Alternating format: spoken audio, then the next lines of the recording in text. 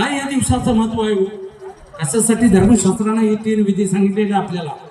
मृत व्यक्तीचे 3 विधी आहेत. तिसऱ्याला काय होतं?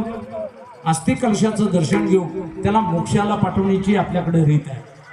जगातला कितीही वैरी असू द्या, कितीही वैरी, तरी त्या व्यक्तीला सावडण्याच्या विधीला तो तिथं हजर असतो महाराज.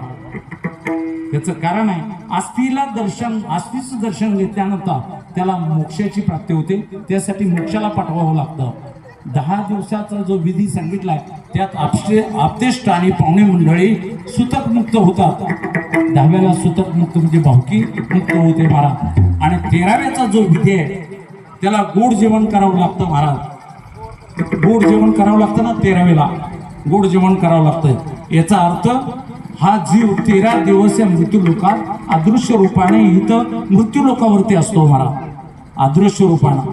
पुढे तोच देव, तो जीव 13व्याचं जेवण झाल्यानंतर, गोड जेवण केल्यानंतर कोटी योजनेचा प्रवास करण्यासाठी निघतो महाराज. 13 दिवसापासून तो प्रवासाला निघतो. किती दिवस? कोटी योजनेचा प्रवास करतो.